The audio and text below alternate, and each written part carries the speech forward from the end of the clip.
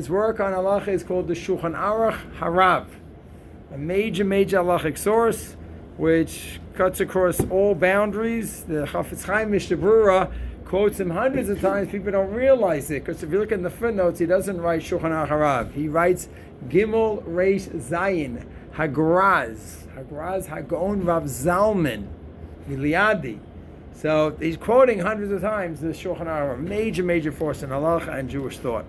So he says the following: we have a tragic parsha, Korach, rebellion against Moshe Rabbeinu, and it's already becoming a bad habit, these negative incidents from Shlach and the Mitlonim and the complainers. So Korach starts his rebellion, and what does it say? V'yikalu al Moshe v'al Aaron v'yomer lehem rav lachem ki chol eda kulam kedoshim v'sacham Adonai madutis nasuak al Adonai.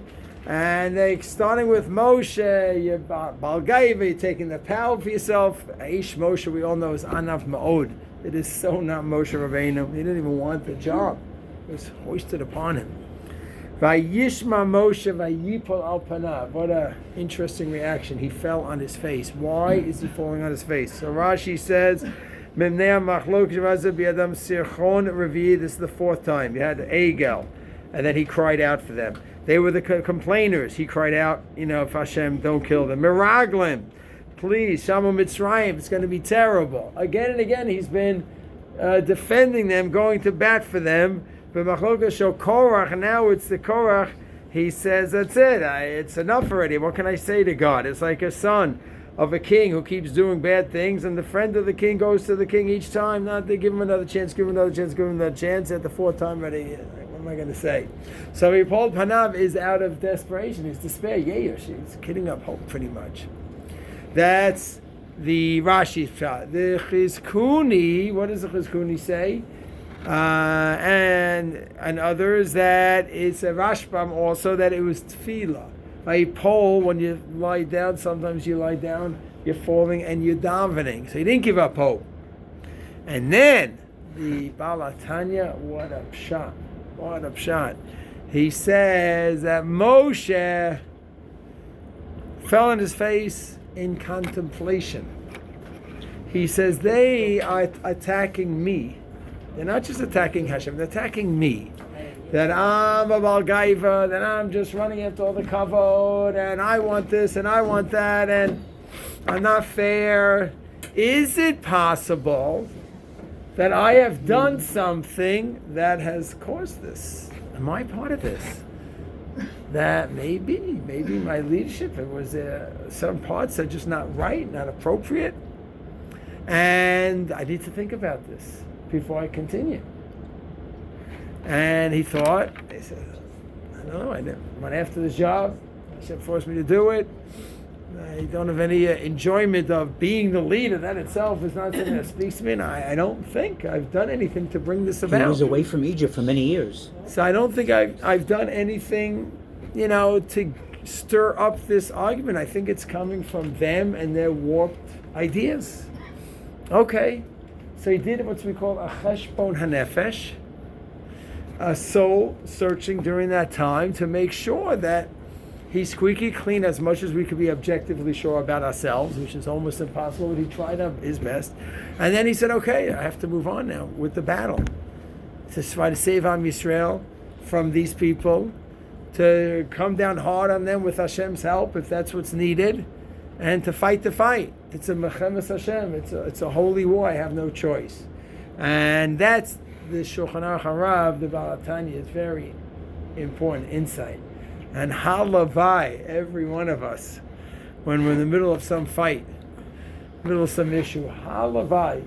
You ever see someone in a fight and you see they're like so irrational, they're just not thinking clearly, and it's so easy for you to see because you're not in it.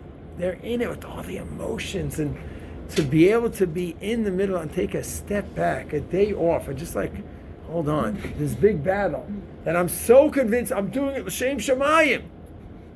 And I'm starting a new breakaway minyan. Push it is l'shem shamayim.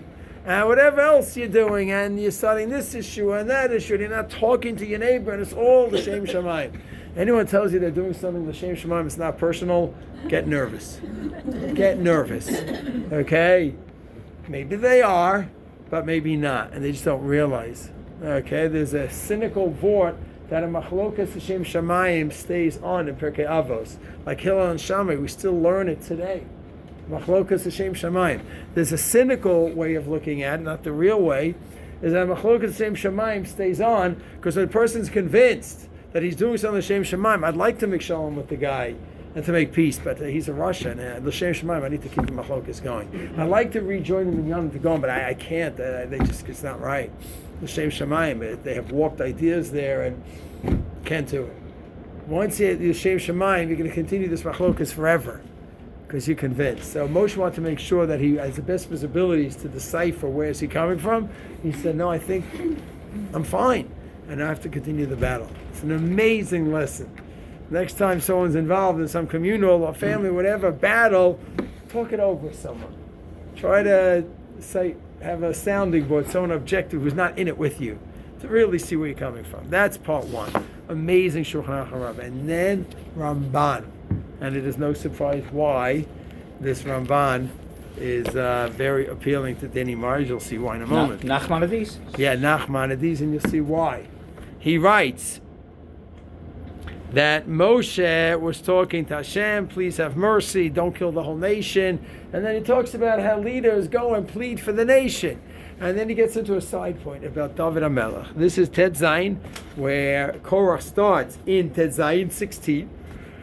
And Pasuk 21, I urge everyone to read the Ramban. If you could read in Hebrew, first chapter of our Parsha 21. And there's the famous Chevelle from our day, Rabbi Chevelle, Zecher Tzaddik Livracha, who translated the Ramban in English. Okay, Far Rockaway. He had the beach there on 9th, on Seeger, by, what's the other part of Far Rockaway? That 50 years ago was very Bayswater. He was there. He was a world-class Talmud Chacham scholar. Had this little shul. I don't know if the Baal Batim had any clue. He was the Masada Kedusha at my wedding. What, Rav Chevelle? How? What was the connection? He was my husband's Rav. My husband Davin. Sure. In Far Rockaway? No way. So wow. So he was a world-class Talmud Chacham scholar, and I wonder if people, I don't know, maybe people realize this. Sometimes you wonder if he was like a hidden giant and people didn't know. Maybe they did know. Either Did he make way, Aliyah? I don't know. So he wrote, and then recently ArtScroll put out a Ramban 10 translation. Strongly suggest you read it. And he says the following, that leaders go and plead for the Hashem on behalf of the people. And sometimes they'll say, they'll just try to put the blame on this segment, not everyone, try to save the rest. So he goes into a side point and talks about another crisis we had in Am Yisrael, where tens of thousands of people died, and it's not clear what happened. This he's referring to Shmuel Beis, Chaf Daled, the end of Shmuel of David's reign, where there was a machla that killed 70,000 people. And we don't know why. And it's not clear what did we do wrong. David counted the people. It's a bit of a mystery. Ramban says, I'll tell you why. What my thoughts are. You're not going to believe what he says. It's very, very scary, in my opinion, what he says. Because of Shamrashi lo yadati, I don't know. Va'ani omer b'derech svara. I say misvara, my own understanding. Shaya onesh al Yisrael b'tacher binyan beit habechira. It's that the Jews in David's times were delaying the building of what? The Beis Mikdash. Now don't forget, there was someone who did want to build the Beis Mikdash. Who? David. So this is David's time we're talking about. So what does he mean? I mean, David asked, and he was told what? No. So Ramban, what? He says, no, you can't. Shlomo, not you. So what's the complaint? So listen to Ramban. Shaya Aaron holech me ohel el ohel. The Aaron HaKodesh was going from tent to tent. It had a whole path that it took over the years. So the Aaron was in the Midbar for 40 years. Okay, they weren't supposed to build a Mikdash in the desert. They came to Israel. You had 14 years 14 years in Gilgal, and then 369 years in Shiloh. Then you had Nov Ir HaKohanim, and altogether, if you look at all the travelings, it was 480 years from Sinai till Shlomo HaMelech. And if you look at the Psukim in Malachim Aleph when he builds it, in Perek Vav, it was 480 years after Sinai that Shlomo built it. So the Ramban says, it was going from 10 to 10, not in the proper. Okay, Shiloh was a decent building, but it wasn't the Mikdash. Ve'ein hashvatim mitorarim. They weren't like woken up. Le'mor nidrosh et Hashem. Let's seek out Hashem. Ve'nivne habayit l'shmo. Build a proper Mikdash. Ve'asuli Mikdash is what the pasuk says. Not va'asili ohel. Make a tent for me. Make a Mikdash. And it says, we're going to read in a few weeks, Devarim Yud Beis, Pasuk Hey, search out Hashem. And then you'll get to the Mikdash by searching it out, not just waiting. And then, Ashen is over David, and then David, he was awakened. He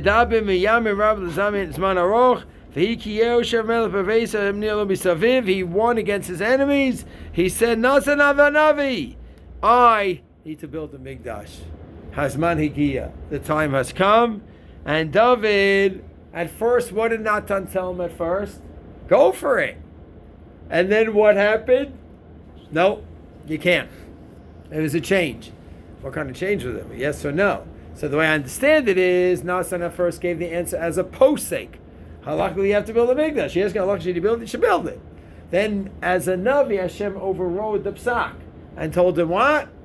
No, you can't. Blood on your hands, whatever that means. I mean, there was good blood. It was blood of wars that he fought. It wasn't Stam, he was a murderer. He killed the enemies. That was a good thing David did. So, why was he stopped? That's another shear. Why he was stopped. But either way, he was stopped. But he wanted it at least. Was the Mishkan ever on Harabayit? Ever?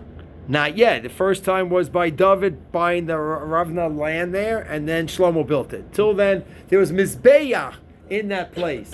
Adam HaRishon, Noah, Avram, Akedis Yitzchak, Cain and Hevel, according to Masorah, all brought Korbanot on Harabayit. The Mizbeach by the Makom on the Harabayit itself. They did.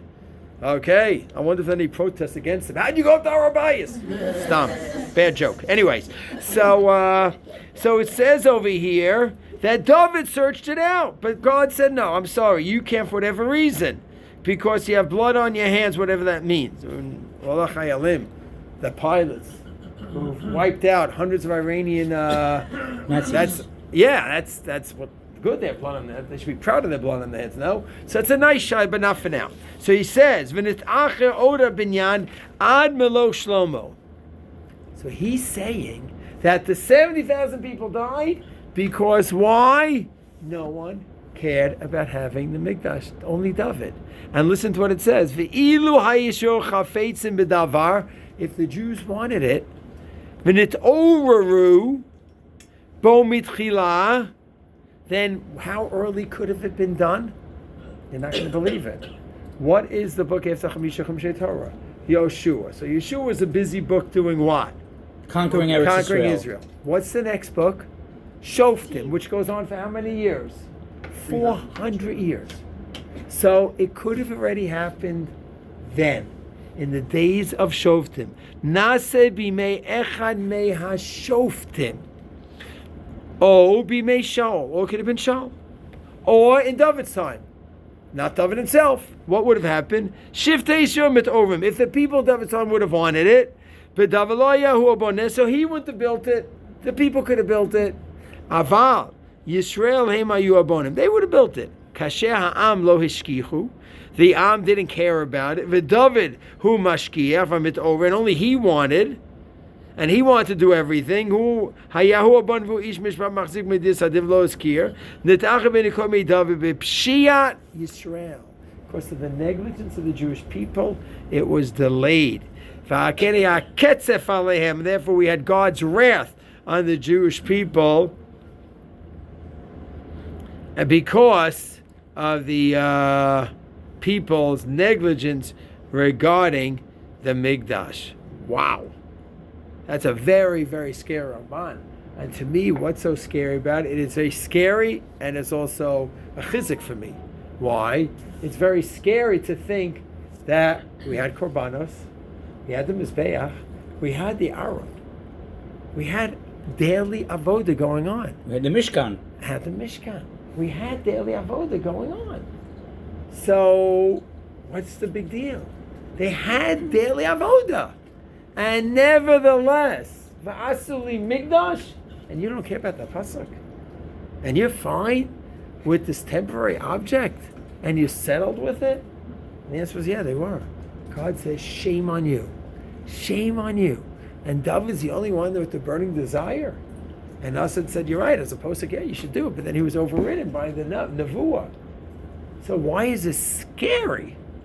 Because all of us, everyone in the room, remember 67. And no one could ever forget the three most famous words of the 20th century. Harabayit, Yadayna.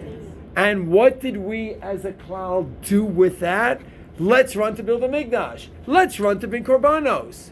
No, let's run away. Let's run away. And there were ministers and great rabbis that said, let's give it back. You mean give it away? Give it away. Let's give it away. So I am very, very scared. Tragic. Because here we had the avodah going on every day.